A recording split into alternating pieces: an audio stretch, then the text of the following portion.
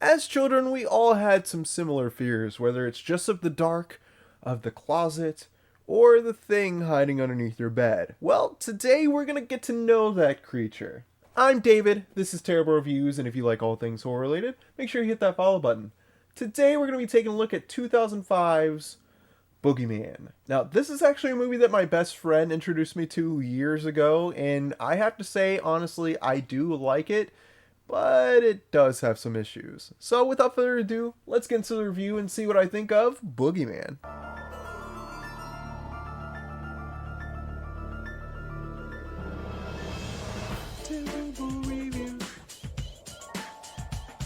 I do need to apologize real quick if I sound weird at all. I'm dealing with extreme sinus issues, so please excuse me if I don't sound normal.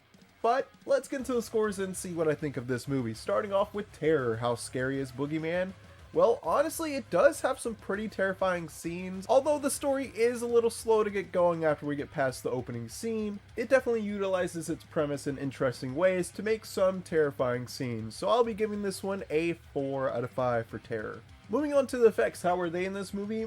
Well, honestly, they were extremely bad for the most part. I have to take off huge points for the ending of this movie because once we get to see what exactly is going on, it's CG and it looks atrocious. Even in 2005, there is no excuse for how bad this looks, so unfortunately I will be giving this one a 2 out of 5 for the effects. But now we get to the story, which is honestly the best part about this movie. It does a really good job of setting up the story, setting up what the main character's motivations are, and though it is slow to get there, once it does make its point, it is a pretty good movie and a pretty good plot overall. And yes, this was a movie made by Sam Raimi's production company, Screen Gems. It's very apparent in a lot of shots in this movie that Sam Raimi's DNA is all over it, even if he wasn't directing. Overall, I was able to connect with these characters and really understand what they were going through, which for me doesn't work in a lot of movies, but definitely did with this one. So overall, for story, I'm going to give this one a 4 out of 5.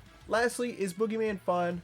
Honestly, with the slow parts in this movie, it does have some dull moments, but if you can get past those and let yourself be entranced by the story, you will have a decent time with this movie. So overall, I'm going to give it a 4 out of 5. And that just leaves us with our final question. Was Boogeyman terrifying or terrible? I would have to say this one was kind of terrifying, but have you seen Boogeyman? If you have, let me know what you thought in the comments below, and I'll see you guys in the next review.